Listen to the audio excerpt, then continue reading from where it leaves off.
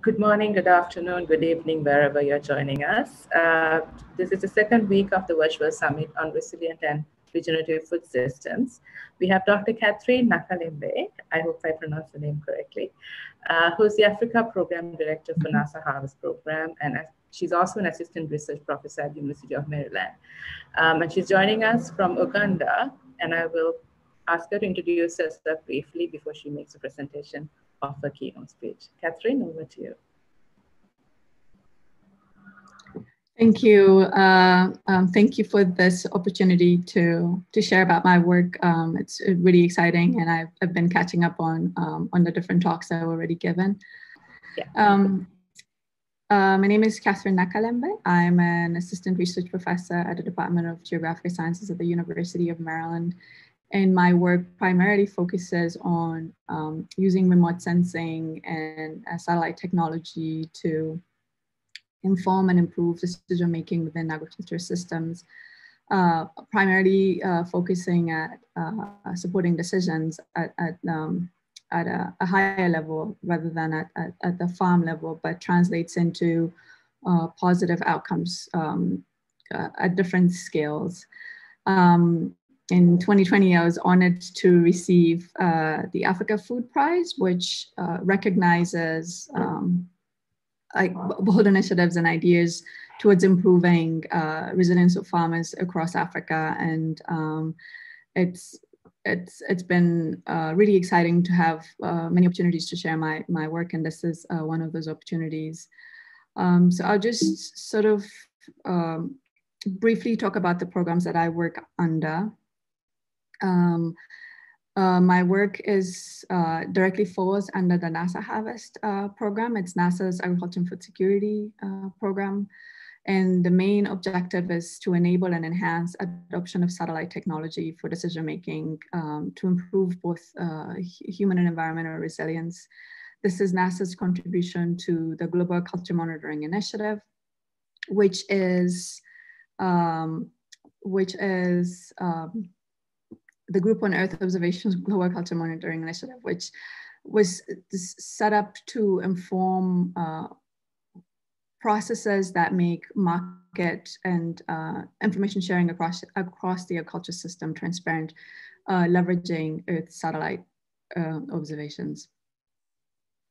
And so we have a lot of work that has cross-cutting themes where we work on yield and crop conditions monitoring, early warning and food insecurity, markets and trade. We develop and use technology for improving crop land and crop type and crop area estimates. And we work a lot in the US as well as across Africa. Work started in Eastern Africa, and then we partner with multiple agencies, including both public and private, as well as a couple of UN agencies. So GeoGlam is one I spoke to initially, and basically was started as a G20 initiative to increase market transparency. This comes out of a lot of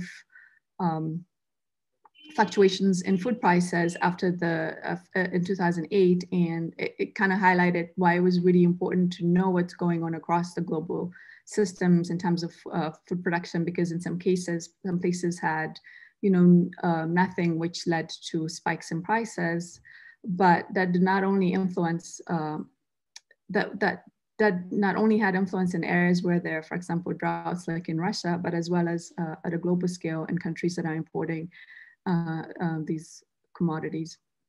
So I'll share a little bit about the background on Earth observations and how we're using them for agriculture monitoring, share a little bit of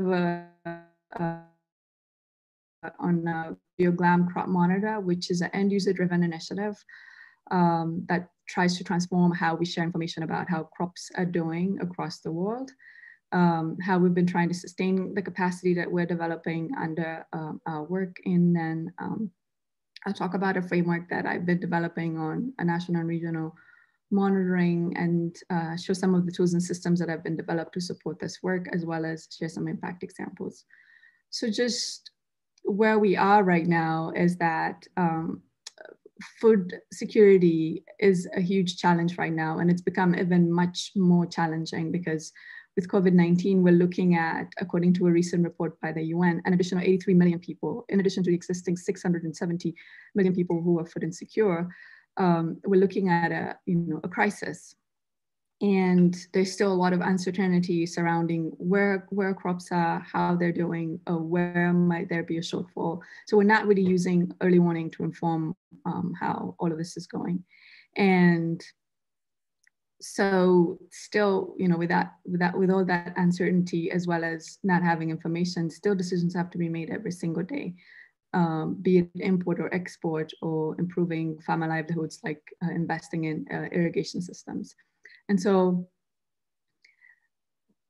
our work basically tries to enhance and use satellite Earth observations to filling some of the data gaps that exist, because sometimes their traditional methods don't work really, really well. You can't survey every place on Earth. And so as well as be able to measure in a timely way. To give you an example, in 2020, in a lot of places where there are widespread lockdowns, it was impossible to, for example, go and survey and assess crop conditions, or assess if there's a severe event like a drought or a flood.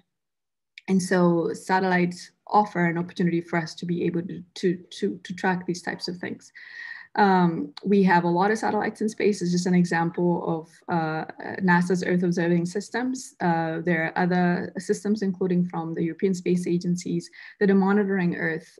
We can use them to monitor water and crops and pasture and forests. And so they're a huge resource that we can take advantage of. They provide timely and objective, as well as repeatable data. So because they're observing the Earth every day, we get an image of the Earth every day. We're able to see how today compares to yesterday, but as well as compare how today compares to the last 20 years, because we have a long dense time record. And so we can track everything from forest change within the last week, or forest change within, for example, the last 30 years. And they offer, the data offer an opportunity to monitor different landscapes. Given that they're global, we look at Earth using the same systems every day, everywhere, and we get these insights about different places. For example, this is the same size, this picture here shows the same size area on the ground. And you can see the difference in agriculture we have here in Eastern France, where you see clearly planted fields, and some that have been harvested, or some that are left fallow. As an example, in Western Kenya, the fields are also significantly bigger than ones you see here in Northern Uganda, where you have very, very tiny fields that are kind of mixed in with there's some shrubs right here in the middle, and you can see a river.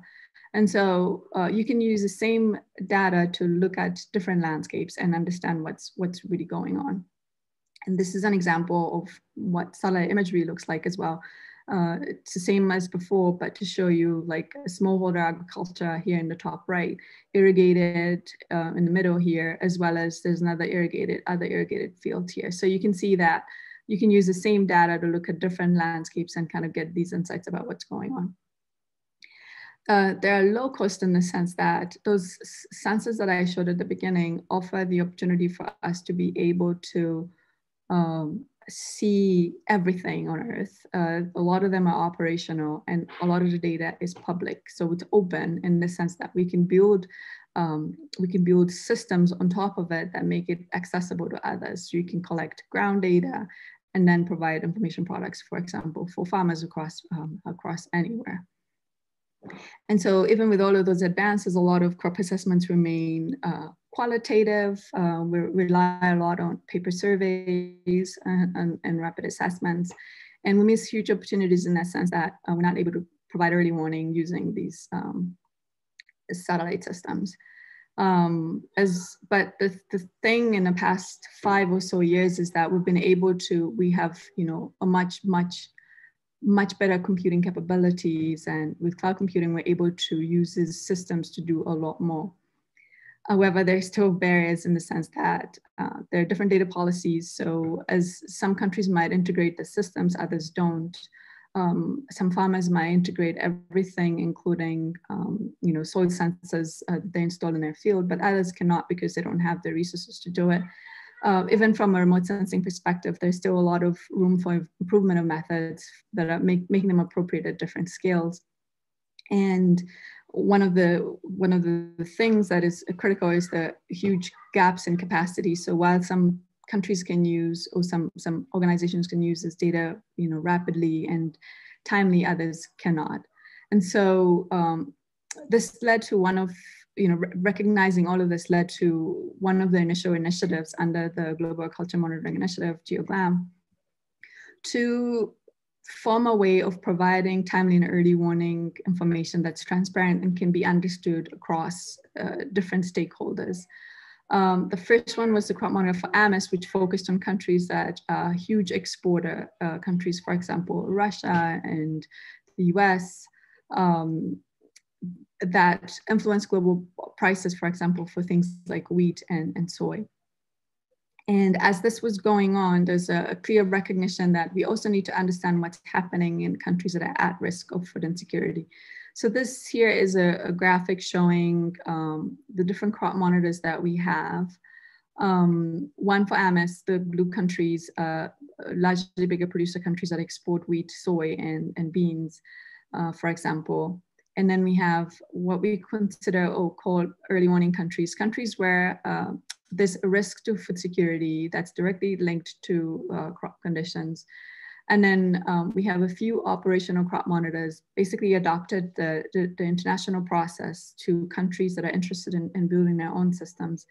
And then we also have a regional initiative here in Eastern Africa that covers these 11 Greater Horn of Africa countries.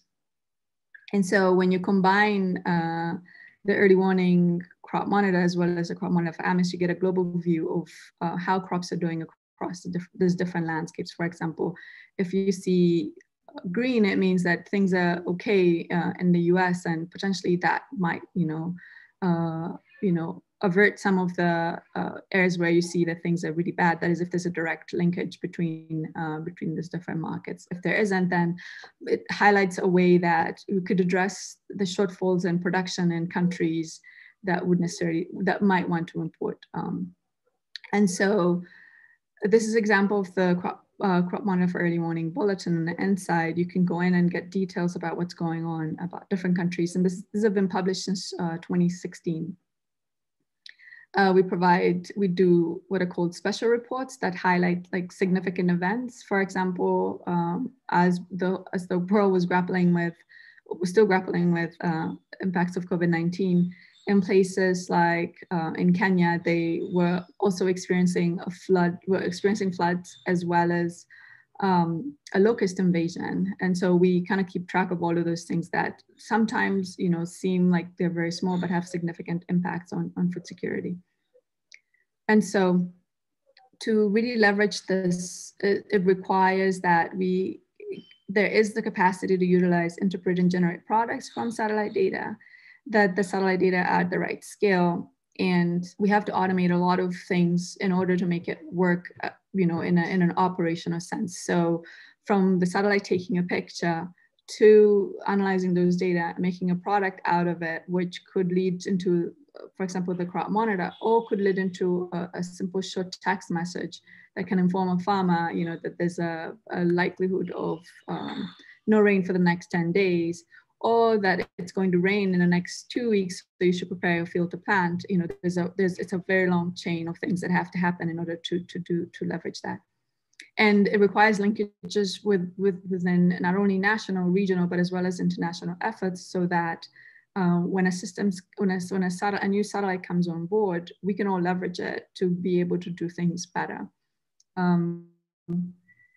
And I think I already spoke about this a little bit, but I think one of the critical things is trying to figure out a smart way of linking with farmers in a way that is scalable, but as well as useful and informative for the farmer, for the decisions that they have to do.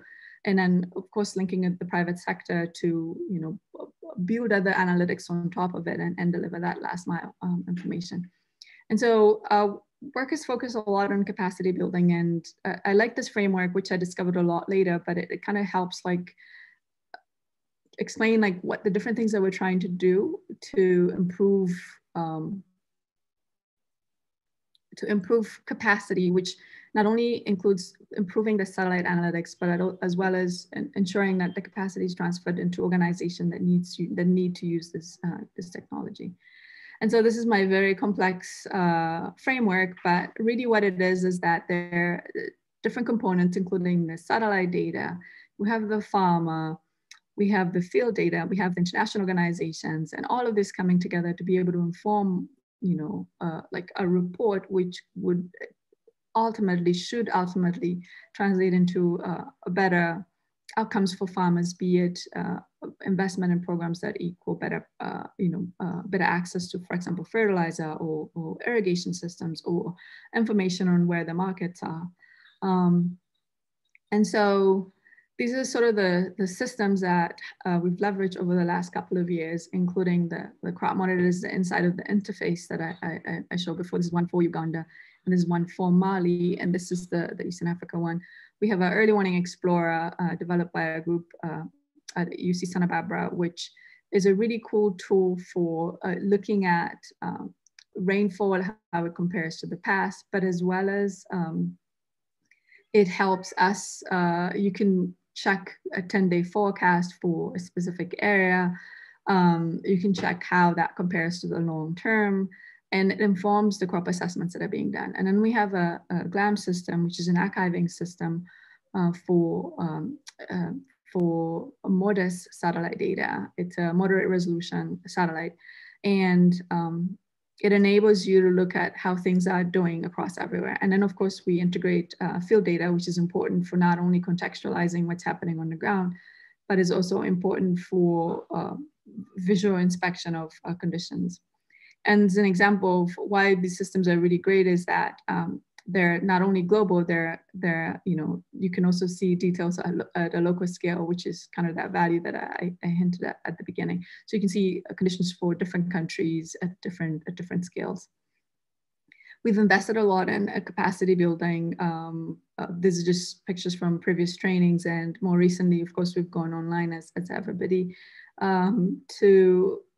to ensure that when there are gaps in terms of understanding or analysis or what data are available, we try and address that working with different stakeholders. So the monitors that I talked about before are developed for the countries to use themselves. And this is one of my favorite, is basically working with local expertise, like people who know and leverage these tools to be able to bring it to the last mile, where they're able to work within their teams and encourage other departments as well as organizations to use this data. The other is having partnerships across with different stakeholders. We work with a lot of partners. I just grabbed these screen grabs from the different bulletins. One's for Rwanda, this one's for Kenya, I think, no, for the Eastern Africa one. And this one's for Kenya, just to show that not anyone's system can, of course it can exist with just, an individual organization, but the partnership make it, a lot more robust. And we've tried to work within different organizations, but one of the key things is to understand the policy context so that the tools are transferred or in the end get integrated into national processes. And I bring this slides back, I brought the slide back and changed the wording here, is that leveraging capabilities is basically if you have a partnership, for example, with NASA, you're able to tap into expertise to analyze, for example, the remote sensing data and bring it in a consumable way. But then when you have partners, for example, this GMES and Africa project, which aims to work to improve capacity, and you can use two things together and deliver something to an end user that's trying to advance how their systems work. And so these are examples of the bulletins: the crop monitor for AMIS, the crop monitor for early warning. We have the Eastern Africa crop monitor, and then we have these national systems for Mali, Tanzania, Uganda, Kenya, and Rwanda.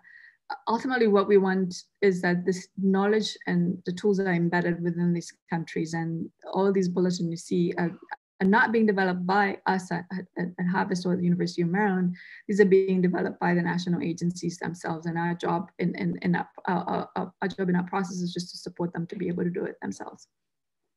Just to look inside the bulletins, you can see that they're adopted, to meet different needs, and what the country decides, what the team decides to do is what we go with. And so more recently, we've been trying to improve baselines, because monitoring smallholder agriculture is really tough, because not only are these fields really small and require very high resolution satellite data, there are very many critical decisions that have to be made. So we want to be able to use the best available data in a timely way and do it at the right scale. And so we are leveraging machine learning and the existence of all these satellite data to develop better algorithms that can deliver, for example, products on crop type and crop land in season, so that we know that, for example, maize was planted in these areas. These are the conditions of maize in this area, and this is what's likely to be the outcome compared to the longer term average. And so these are, we use deep learning methods and combine it with ground data, and then derive, for example, reports like these. So this is a cropland map for Togo, which was produced in support of smallholder farmers in Togo during 2020. The Togolese government used that to understand where farmers are, and they overlaid it with poverty maps to know what farmers might, should receive immediate assistance from the government. And then we've just finalized one for Kenya. It's a 10-meter resolution. It's the most updated product that we have access to for Kenya, and this is integrated into the Kenya, will be integrated into the Kenya crop monitor. But we're also trying to do it at much, much higher resolution, where we're looking at how crops transition during the growing season, for example, in very small fields using satellite data, as well as trying to derive, for example, field boundaries using this very high resolution Planet Labs data. Some impact examples. This is from 2015. Just using that GLAM system that I showed in the beginning, we're able to provide a report that was used to decide, the government of Uganda decided to provide immediate food assistance to the Karamoja region, where there was an ongoing drought at the time. This was adopted into that process, and kind of the analysis that can be done in the GLAM system was adopted and is being used under the disaster risk financing program, which has been ongoing since 2015. And over the years so far has supported over 300,000 farmers. The way it works is that once, for example, the normalized difference vegetation index, NDVI, drops below a certain threshold, which we would derive from looking at historical data. So basically to determine when will things be bad. So once that threshold is met, this disaster risk financing mechanism is triggered, which then results into opening up opportunities for people who would be working on their fields to have other opportunities to generate income. And an example in Kenya, just having access to the satellite data from GLAM and the crop monitor, the Kenyan ministry, would keep track of all the different things that are going. This is an example from 2019, where there was extreme delay in the start of season, which affected, certain areas to be this brown, but then others recovered. For example, this is how the field looked in May, and then this is how the field looked in July, which is really amazing that would happen. But then they're able to track these conditions across the whole country, and kind of get a good understanding of how the severity of the drought was.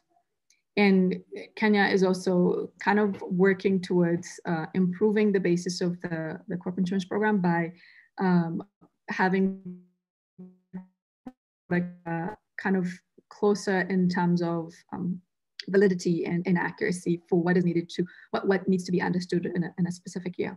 So some of the lessons over the years have been that remote sensing is useful, it's applicable, and it's it needs to be leveraged to improve outcomes for farmers. The process seems that it might be really complex, but there are ways to make it simple and easy and adaptable to improve processes. It's feasible and affordable because we can leverage existing systems that make us understand what's going on in different countries. And we can work out processes for sustaining this across different mechanisms as well as across different projects. And so this is my summary, and I guess I can stop talking now, but I think over the years, what's been clear is that it is possible to use data to improve how things are done and really support farmers in a way that if there's going to be a drastic event, for example, if there's been a drastic event, we can measure and understand how widespread or how severe that event has been. But we can only do this well if we have a strong basis. And that basis, I think, personally, is having clear, knowing exactly where they stand, as in, what are they growing? Where are they growing it? What is the weather? And then what inputs do they need to improve what they're doing? And what is the productivity of that area? So all of these questions, I think we can answer really well if we intentionally invest in using data, simply, for example, by integrating satellite data in the processes. And I will stop there. Thank you.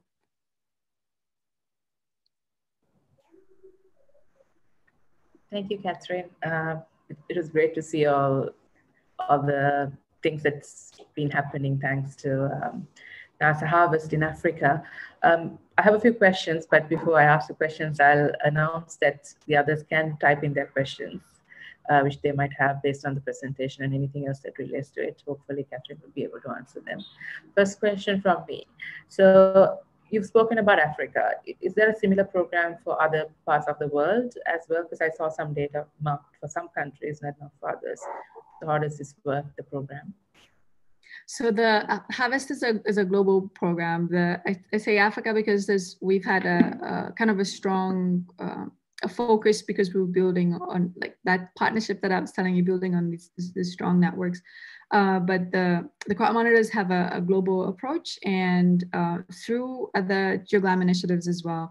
We have, for example, a program that's focusing on rice in Southeast Asia, and there's also interest, from other countries to kind of leverage and take this on, but it's something that is only developed. So the thing I said initially was that our work is end user driven. So establishing a relationship and getting things to work, I think it's just beyond having the best technology, that the institutions and the people have to be willing and wanting to use the tools. And so we've through different partnerships, we've been able to work in other countries as well, even though it is sometimes at a much smaller scale. Right. So follow up to that, since you mentioned partnerships. So if an organization in a country would like to partner and work with the data that you have, how does that work? Does it have to be partnered with the government, or can it be an entity that's working in country or regionally? You went on mute at the end. An entity that's working. Sorry, what I want to check was, does it have to be country driven, or can it be organizations that work at country level, local level, and regional level when someone wants to engage and partner with you, or as in the program? No, so like the partnerships that I showed, we have everything from UN agencies. So for example, we work with the World Food Program and FAO, both at Rome and in some instances within like country offices, and it kind of works in the sense that at the national level, a lot of the workings of things is trying to ensure that there's a home for it, that it will stay, that it's housed within an institution. But the things that make it work actually is beyond that. For example, like having access to ground data, a lot of the time comes from private sector or from NGOs that are working in different countries. So we work, for example, with Lutheran World Relief that they have like in-country offices, but are working directly with farmers. And so that is, it depends on the organization and what the goal is and how the relationship can sort of work. So it's not limited to national agencies. Right, thank you. My last question before I go to the questions that's in the chat box. So you also, you've been nominated as a NAP champion, if I'm not mistaken. So how does this work? I'm asking this question because we work in some of the countries in Africa, like Uganda, Tanzania, and Niger. We completed some of our research work there. So the process, I believe, is part of Ugandan government's certain elements in what you mentioned, disaster management work, and also how does all this feed into the NAP work that's happening in country? Is there a link, or is it something yet to be created? So I'm not a NAP champion for Uganda. Actually, I don't know who's leading it, but I've been engaged with the NAP adaptation team, the UNFCCC, through trying to understand a way of how the adaptation plans can have a clear way of integrating the satellite remote sensing as part of their early warning or as part of the measuring, for example, where if we set goals, how do we measure those goals? For example, if we say that we're going to improve agricultural productivity, so we do not, we don't necessarily expand crop land, but we're just improving productivity within this field. How do you do that? So one of the ways would be that we have very good baseline information about like cropland, how it's changed over time. And then you can look at how crop conditions have changed over time. And then of course you can, if you're really smart about it, you can then include like additional really critical data and do it at scale. And so what you can do then is, for example, include a yield, for example, yield measurement, but yield measurement in a way that is consistent and can be expanded, where we're not looking at crop cuts from some areas, but are not clear on how that looks like across the landscape. So you can have this, and after a few years, you can say that in 2020, for example, we had 20,000 hectares of maize. This is our productivity, and these are the data. You can show it on a map, and I really like maps, so forgive me because I like to visualize. So you can see the variability across the country. You can see that maybe the South is not doing so great. The Southwest is doing really, really well, and then the North is, like in between. And so then as part of your adaptation, you're like, well, we don't necessarily need to expand agriculture in the Southwest, maybe. What we need to do is invest maybe in irrigation in the North or this. And then you can measure how, if you're making specific investments in those different sectors over time, you can actually see this progress, and you can look at various maps over time. So like one of my favorite things is to doing land cover change maps, is because you can see that, this is how things have changed. And then you can see across that, well, yeah, we have been improving yield productivity in the North because we did A, B, C, D. And so you can really intentionally do it, but you have to have like a plan, which means that once you have it in your adaptation plan, you can say, how do we get to that place? By having an early warning system. What is needed in an early warning system? We not only need functioning computers and internet access and technical expertise to use all this cloud computing. We would need to hire like machine learning experts. We would need to invest in field data collection. We would need to invest in a way to bring, these analytics in a way that's consumable to farmers. We need to link with farmer programs. So you have like this whole chain of things that need to be done in order to be able to bring it to the farmer. And then you can see, you can measure how those interventions have changed over time. And I think like that would ultimately be a great contribution. So like, let's say all countries said, for adaptation plan, we want in the first 5 years to be able to measure changes in agricultural productivity for the entire country, or we want to be able to measure water, because we can, I'm biased because I speak about agriculture a lot, but we can use satellite remote sensing for measuring everything from water access, water quality, pollution, we can look at like forest change. We can look at changes in pasture. We can, you know, you can have all of those things for the different sectors with a clear way of tracking them. That's my really long answer. Thank you, Catherine. So there are a few questions that we have. One is, so there's a question saying, do they help using satellite? I'm assuming it's directed to you when they say they. Do you help using satellite data with farmers on the ground, water, etc., for those doing agriculture in dry lands? I mean, to refine the question, I believe it's about your involvement at the ground level. How much are you present at the ground level might be the question if it's refined.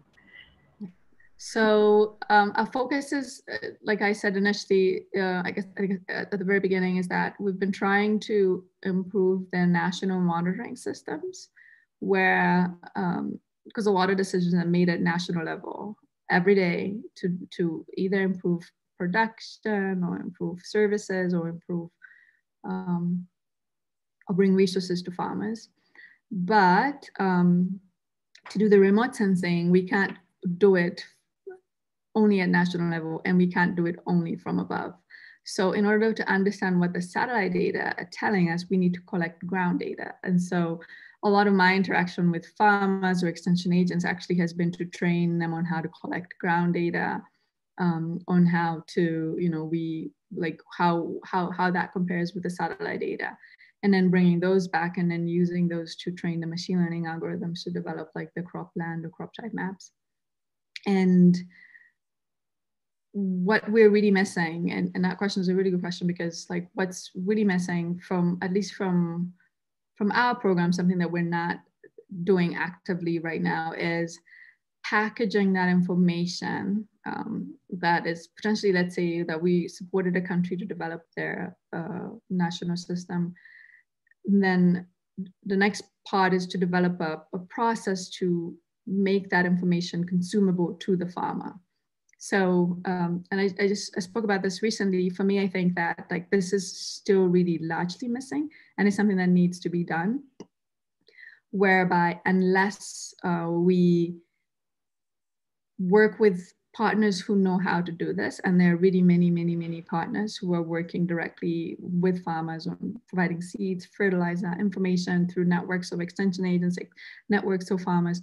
Those are like the opportunities where we can bring these products that might be too complex, distill them down into, you know, it's like simple text that could be discussed at a group meeting, for example, that could be discussed where I had this very wonderful experience. I was training extension agents, and when we would have breaks, each one of them would try to teach the rest of the group something. Like one was talking about sweet potato, the orange sweet potatoes, and why the orange sweet potatoes are better and why they're nutritious. And I was like, this is like, so that kind of person would be one who could talk about, this is what the weather is, this is what the forecast says, and this is how it might impact us. We need to come up with ways to address this. Or there's government programs that are trying to do A, B, C, D.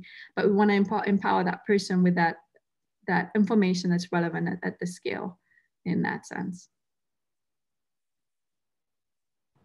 Right, thank you. So we have a group of people who work on the ground with farmers who are on the call, directly signed in. So a few questions from them. One is about what are the greatest challenges in implementing the program? And also from the same person, whether you have any trainings to translate all this information into systems that people can use at the ground level. Maybe you could also mention about the training you said you were doing with the farmers and how that works in the same answer if possible. So the trainings that I've been doing, the extension agents that we work with primarily, for example, in Mali, I've been training them on how to collect ground data. So the ground data is basically, you use your cell phone and you locate a field, take a picture of it, walk the boundary, and then we use that to translate into, I showed a map of it, that we have these data points that then we can use to derive satellite maps, showing, like everything that looks like that point, for example, on the ground.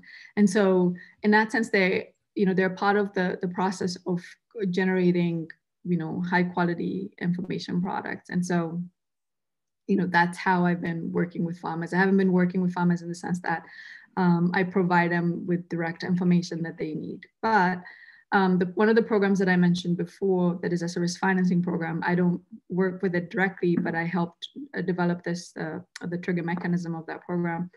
What it does is they use remote sensing. And then once they determine that there's going to be a problem, then they work directly, because they have these projects that have already been set up. They're like on the shelf projects. If there's going to be a big, for example, drought, they would start those projects to create opportunities for people who would be working as farmers and on their fields that are likely to fail, to have other alternative sources of income, because otherwise there'll be absolutely nothing at the end of the season. And if you could just remind me of the first part of the question.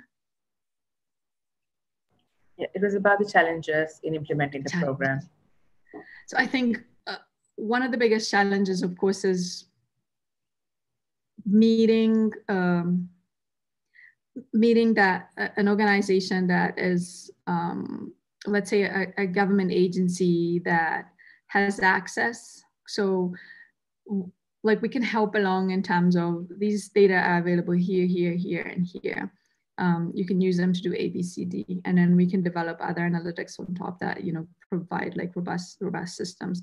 But having a home for this information so that it's sustained is, I think, one of the biggest gaps, where a lot of agencies, they don't have, like a access to computing, which is absolutely critical for using this data.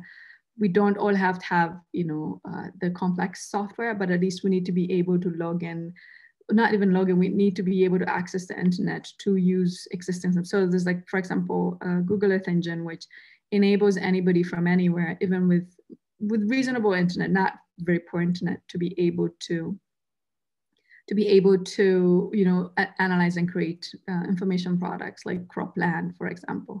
If you don't have internet and a functioning computer, you can't access that, even though it's actually free, and it has changed how a lot of people are accessing it. And so I think for me, that's one of the biggest gaps where, and then of course the one about like packaging information to the farmer in a way that can be continuously, sustainably provided to every single farmer. You find all of this done at very small scale, project based. So you find one region is benefiting from a really cool project, but it's not scalable because there are not enough resources to scale it, or it's outside of the frame of that particular project. Right, thank you. So there are a few more questions, if you don't mind answering them. That's a reference to the slide you had about Kenya and compensation. So the question reads, you mentioned the crop insurance in Kenya. Could you expand a bit more on how the geoclimate data can be utilized for climate/insurance purposes? Are there any established links and systems that can help public and private insurers to use this Earth observation data? So, so one of the things I think a lot of insurance providers have, so there's like weather-based index insurance, and then there is so there's that where, for example, if we knew there's going to be a shortfall, we can clearly say that farmers in region A deserve a payout. And so what the Kenyan government has been doing, they do crop cuts in sample areas, and then they use these crop cuts to determine yield, which then any farmer who is below a certain threshold for that season would qualify for a payout. And so what you could do with remote sensing, for example, is you can convert those crop cuts that are done in small areas and get full coverage for an area. So you can see the whole, for example, the whole country. Like that map of Kenya that I showed is just showing cropland, but you could, if you had additional data or data at higher resolution or ground data, you can say specifically, this is where maize is growing. This is how the maize condition is. Based on the crop cuts that were done in place A, B, C, D, this is how that translates for the production across the whole country. And so then, like in the case for Togo, they use the data to just identify where farmers are. You can add an additional layer of, you can identify where farmers are, who grew this crop, and that crop failed.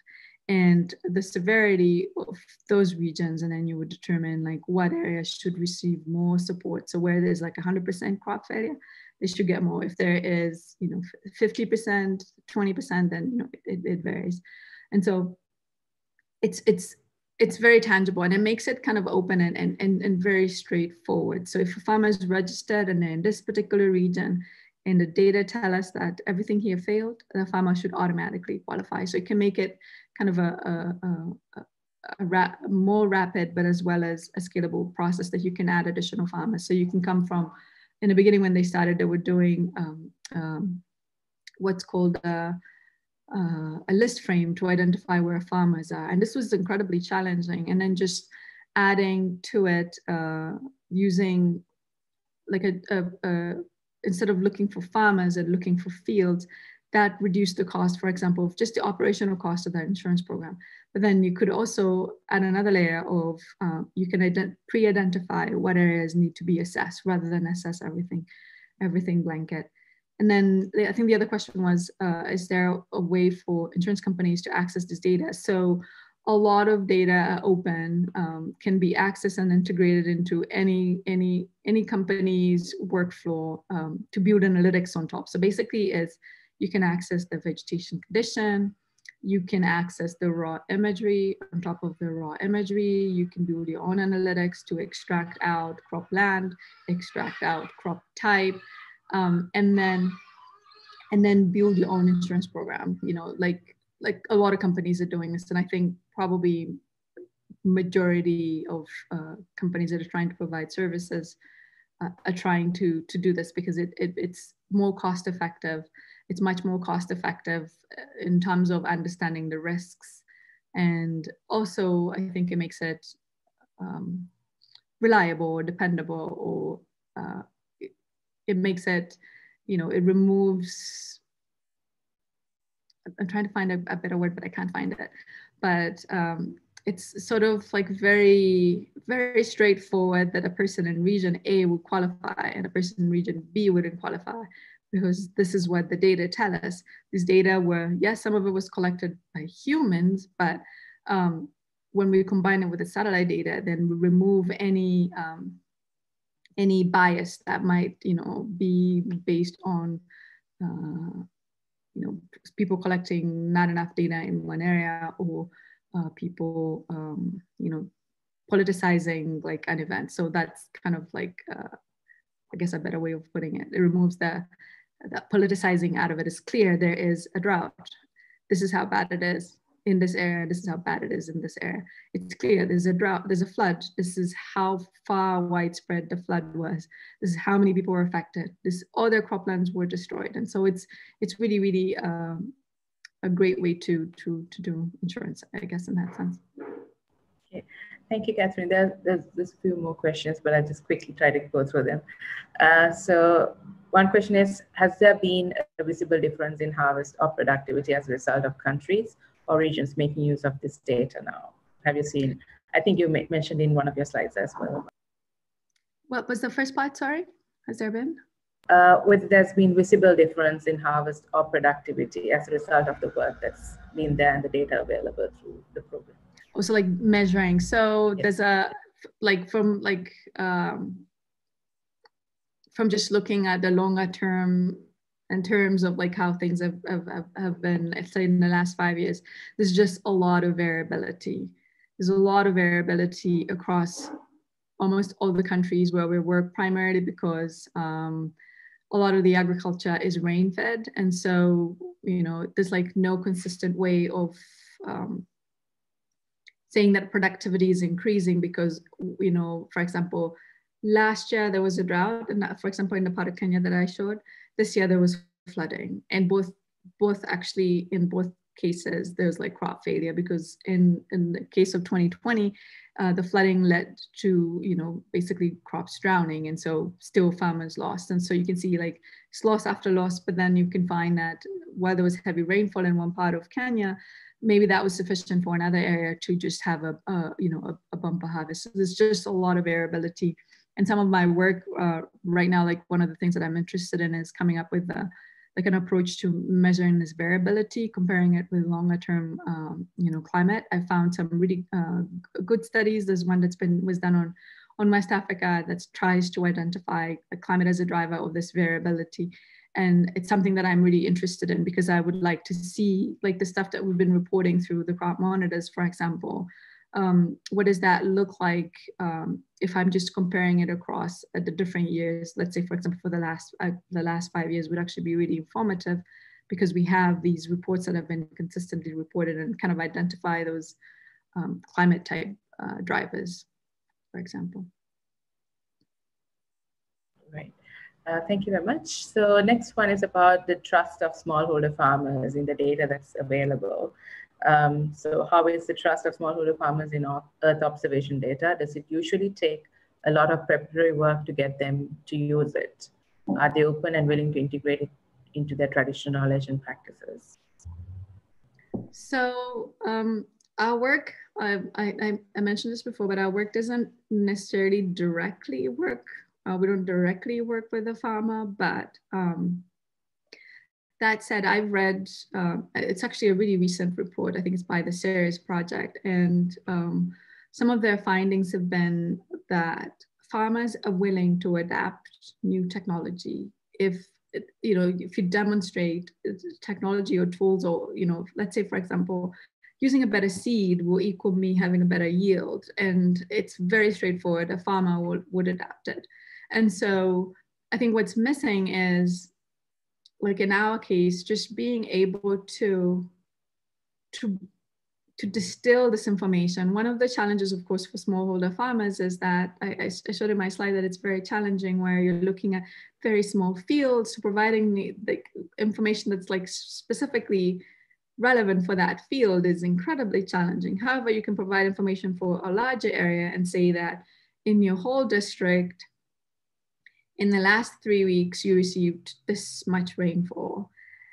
The forecast says things are not going to get better. So it's likely that, if you could irrigate, this is what's going to happen. So if you can demonstrate this to a farmer, so let's say we had like a giant demonstration farm somewhere in every region where farmers can clearly see, can track the process. If it was like I think it's called like a farmer, like a lead farmer who is testing out all of these things. If the farmers see that, oh, the information they gave them actually helped.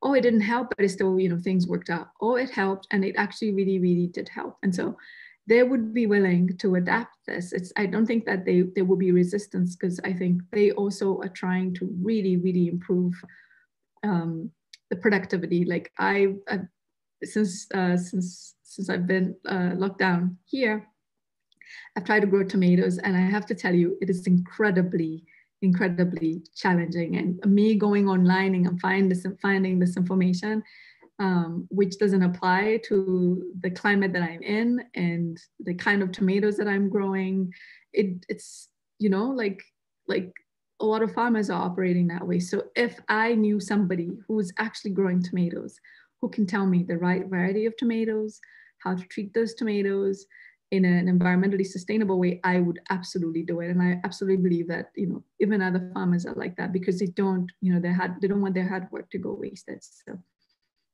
it's not a great response, but I think that we are still really lacking in terms of that. It's always good to hear the personal element being brought in, so that you kind of see how it connects or not connect with what's being done at the scientific level. I think one of the questions that is there remaining has been already answered about the scale of the actions. I would like to pick one that is about traditional and indigenous knowledge. Does this play any role in the program that you have? If yes, how? No, currently not,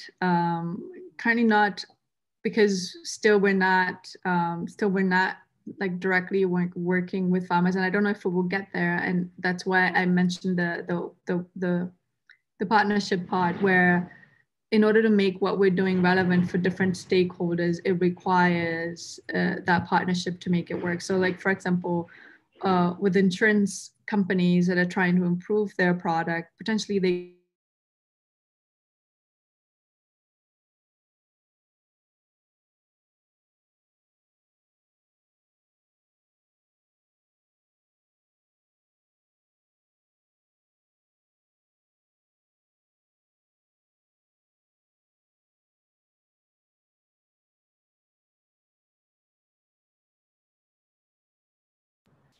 I think Catherine is having a connection difficulty. Let's hope that it reconnects in the next 10 to 20 seconds, because we have 3 to 4 minutes left in our time.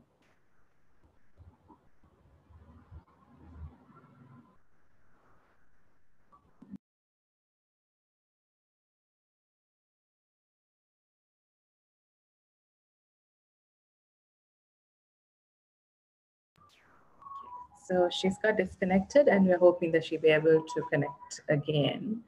Let's give a bit more time. And I'm sorry if I couldn't take all of your questions. Some of them were answered at some point in answering the other questions when she was referring to different examples.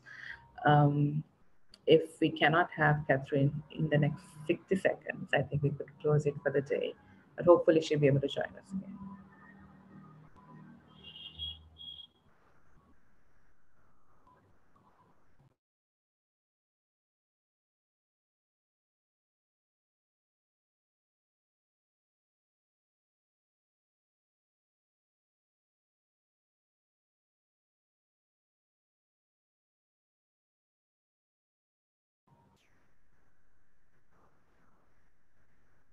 Okay, so I think we are not able to connect with Catherine, unfortunately.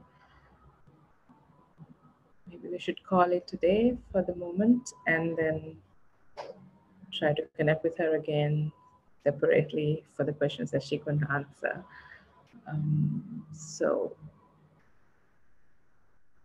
No.